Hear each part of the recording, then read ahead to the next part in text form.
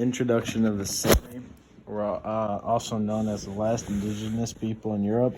With a total population of less than 70,000, the Sami is one of the least indigenous peoples in the world. First vulnerability is the Sami people rely on reindeer in their culture, and they have begun to struggle to find reindeer. Reindeer live by eating moss. It can be found under the snow. If the snow turns away when the temperature over 0 degrees, then forms a hard ice layer at low temperatures so the reindeer can't eat the moss. It increases the difficulty of people looking for reindeer. Climate change is affecting their hunting schedules and their effectiveness of their prior techniques. The impact of global warming on the Sami deer is the second one. Glaciers in the Arctic are melting, and the melting of permafrost has made more land available. But it is not good for Sami deer. The reindeer have less food available. Climate change has brought more rain snow to the place, which is a rain and snow after snowing. The temperature rises and the snow melts, but the temperature will suddenly become lower, which makes the melting snow water condenses into a layer of ice on the vegetation. The third vulnerability, the latest study of the Sami people shows that cultural changes have increased the occurrence of lifestyle diseases in the people and created threats to their mental health. The people who live in harmony with the nature and contribute only little to climate change may be the population that suffers the most from the adverse effects of climate change. This shows that the people who are suffering the most are in fact the ones who damage the environment in the least way, and the people who damage the environment the most do not care enough because it is not affecting them directly yet. Fourth vulnerability. As discussed in the previous slide, the Sami people were suffering from diseases due to climate change. Not only are the people vulnerable to these risks and diseases, but research suggests that the reindeer who initially were suffering from loss of food are actually suffering from diseases the same way the people are. They are transmitted by ticks. And due to flooding in homes, this also is a huge risk for mold growth, which could lead to allergies and mold growth related disorders. The fifth one, the number of polar bears being shot has risen this year. The reason is that the number of human tourists has increased, and the climate change has caused the ice to melt, making the polar bear less active and thus frequent contact with humans. The first opportunity. 25 years ago, there are few job opportunities and the economy is getting sluggish. The young population is seriously lost. No one can promise whether they will move back, but the increase of tourism is beneficial to the Sami because alongside of their traditional trades, tourism is a large contributor to the Sami livelihood. This increase of tourism is due to the melting of the country's glacier and people wanting to see it before it's gone. The second opportunity, since the temperatures have begun to rise, growing seasons have increased exponentially, allowing for a more fruitful harvest each year. It has also allowed longer fishing seasons. This has helped the economy flourish, allowing Norway to export more goods and make more money. Third opportunity. Tourism has begun to increase with people trying to see one of the last glaciers before it melts. There has been an increase exponentially in tourism since climate change has become more and more apparent. The fourth one, the ice-covered surface of the Arctic Ocean with high solar reflectivity is rapidly decreasing, and the sea surface low solar reflectivity is correspondingly increased. The rising temperature of the Arctic is twice the average rate of global temperature rise, and the Arctic Sea ice melts a lot. The last opportunity for Oslo is Oslo is pushing towards being more fossil fuel conscious. Therefore, most people use bikes and the parts if the city that require energy are sourced from clean energy sources, making the city more family safe and overall cleaner. And the mediation plan, in 2015, the Oslo decided to ban private cars from the city center. The new plan builds on that goal. Taxis will stop using gas by 2020. Public transit will also go fossil-free. New infrastructure will help reduce freight emissions. The city is also rolling out new parking restrictions, tools, and building more bike lines. New workplaces, new food sources, new medicine, even an entirely new economic system. According to the data released by the Norway National Bureau of Statistics, after a consecutive year of decline, Norway's carbon emission increased by 1.5% in 2015, which is equivalent to 80 trillion tons of carbon dioxide equivalent, and greater influence on carbon emission. First is people who have car. Second group is people who consume electric power. And third group is petroleum industry. Fourth is natural gas industry. And the fifth is rare metal industry. The sixth is metallurgical minerals. And the small influence on carbon emissions group. So the first is environment greening, and second is sports groups, third is children, and fourth is farmer. Okay, now let's watch the economical change. And prior to the Industrial Revolution, Norway's economy was largely based on agriculture, timber, and fishing. Norwegians typically lived under conditions of considerable scarcity. And since the discovery of North Sea oil in Norway water during the late 1960s, exports of oil and gas have become very important elements of the economy of Norway.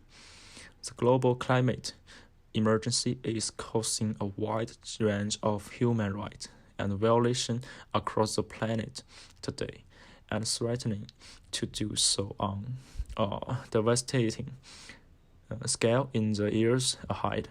In some way, Norway is at the forefront of the global transition to fossil fuel-free future.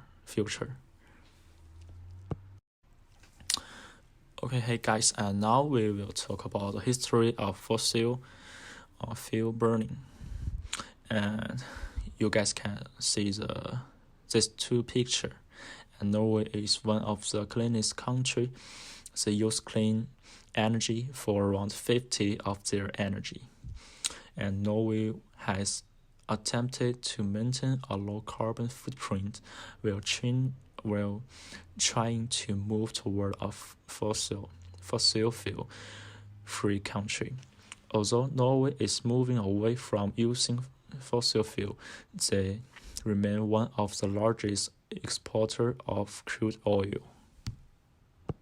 So currently, Norway is a very environmentally conscious country. They are currently ranked as 14th most green countries in the world. According to the Environmental Performance Index, Norway is almost entirely run on hydropower, which meets about 95% of the country's energy needs. New buildings larger than 500 square meters, about 5,000 square feet, are required to get 60% of their energy from a renewable source. Cities have vast green space, bike lanes, and little traffic. Oslo city's center is slated to be car-free by 2019. Okay, so the history of deforestation and forest degradation. And in the past, Norway forests were used to log for timber and firewood, and the country has consumed most of its vast natural resource. And during this time, no rules were in place about deforestation, which allowed anyone to come and take the wood with no consequences. But now, Norway has a ban on deforestation that puts an end to all deforestation. Norway is also using their efforts to help Brazil by giving them $1 billion to stop or slowly stop deforestation in Amazon rainforest. and Norway's forests are also up triple to the amount of standing redwood that it had 100 years ago. The growth is enough to offset roughly 60% of the country's annual greenhouse gas emission.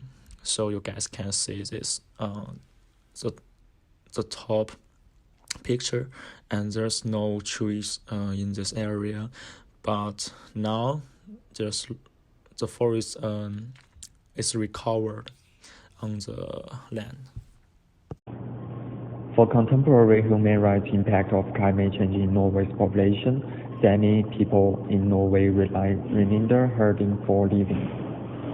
The cumulative development of mines, wind farms, hydroelectric power plants, roads, and power lines have resulted in loss and fragmentation of pasture lands and constitute serious threats to the sustainability of reindeer husbandry. Reindeer herding is at the heart of Sami culture and provides a livelihood for the thousands of people. For the next one is Sami's women are primarily responsible for child care and passing on their culture to the next generation. Reindeer herding has become an important issue for them, especially as logging and climate change have intensified in recent years. Climate change impact on mental health may be gendered, potentially leading to high rates of domestic violence against women and children. For the children, safe climate for children is very important. That the air pollution kills millions of people, including hundreds of thousands of children under the age of 5. But weather situation in Norway remains poor. For the Norway's trade-off, they have 3 points. The first one is universal piped water access and wastewater collection can treat a minimum of half all return flows. For the next one is in Norway, the government with the high tax is imposes on sales of electric cars. Parking lots are offering free charges. For the third one is Norway as one of the world's wealthiest nations and as one of the world's leading producers of oil and gas. For the legal framework, the Solberg government presented a national strategy for green competitiveness in October 2017. The aim of the strategy is to provide more predictable framework conditions for a green transition in Norway, while maintaining economic growth and creating new jobs.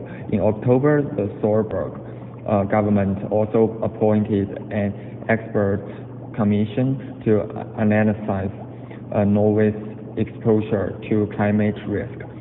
Norway's intention is to fulfill this target jointly with the European Union. The government is working towards an agreement with the European Union on joint fulfillment of its 2019 commitment. Norway and the European Union already cooperate to reduce emissions through the common emissions trading scales and has the same legislation in many areas as a consequence of the European Economic Area Agreement. For the next one is the source of reference. Yes, that's it. The first stat is what was Norway's political platform in the UNFCCC and Kyoto. The Paris Agreement is the first one. About the Paris Agreement, the date of the signature is April 22, 2016.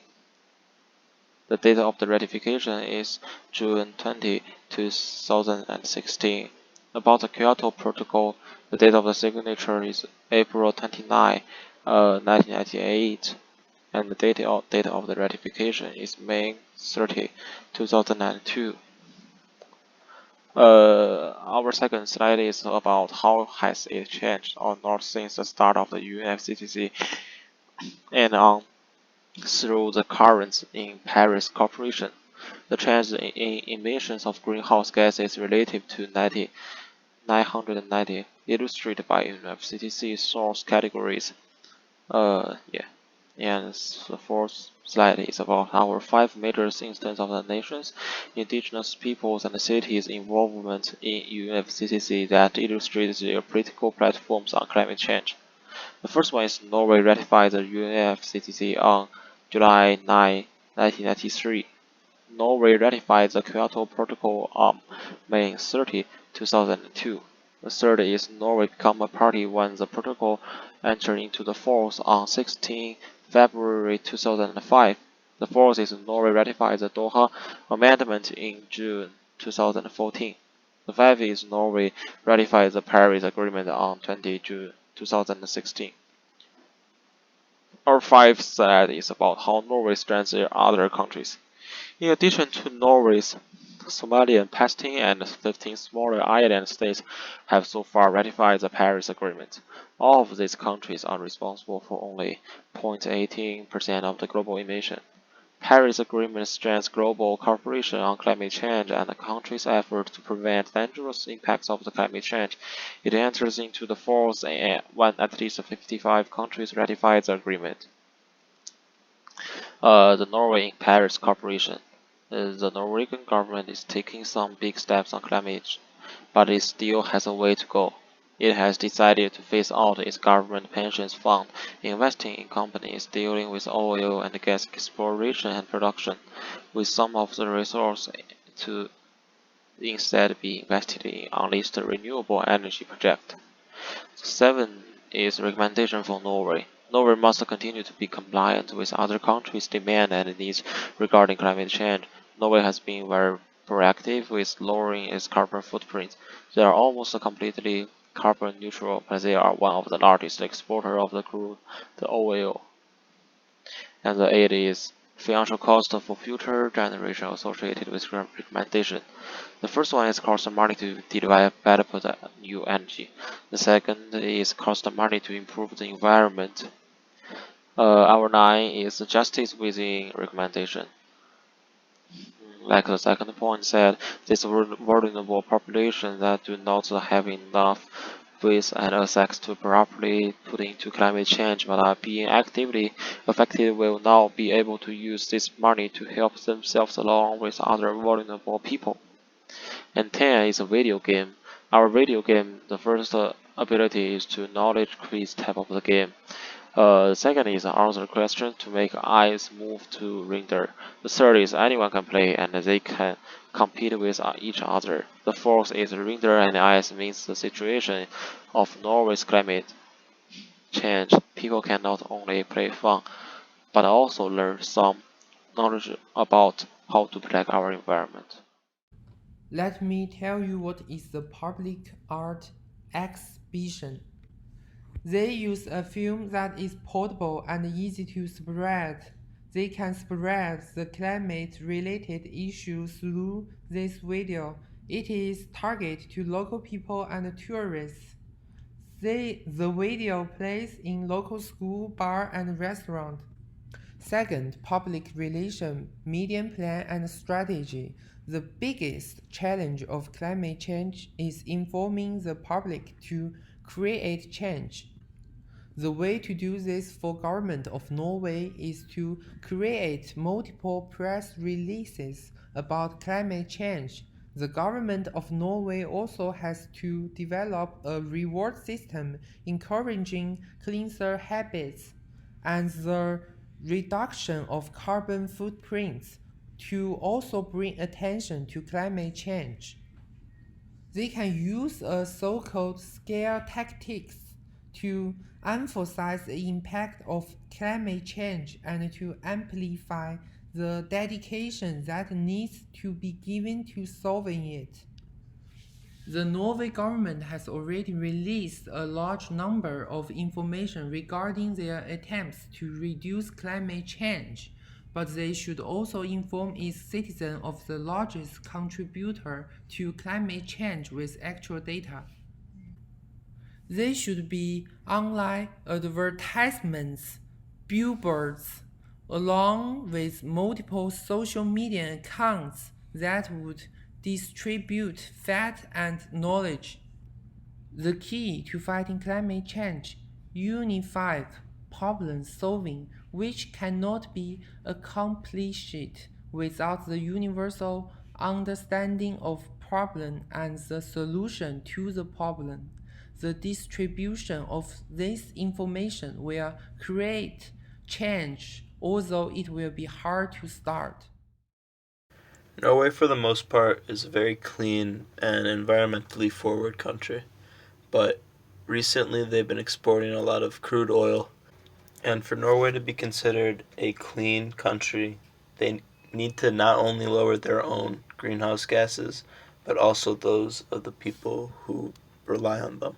Our recommendation is that Norway either increase the price of their export of oil or completely stop, although it would hurt them economically.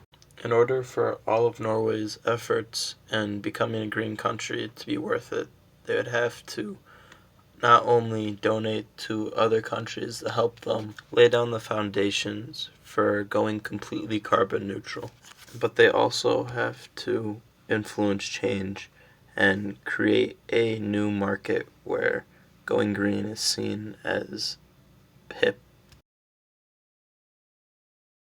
Norway is a great country who has taken all the necessary steps to go carbon neutral. As they continue to the future, they need to stop selling oil and stop soliciting the use of fossil fuels.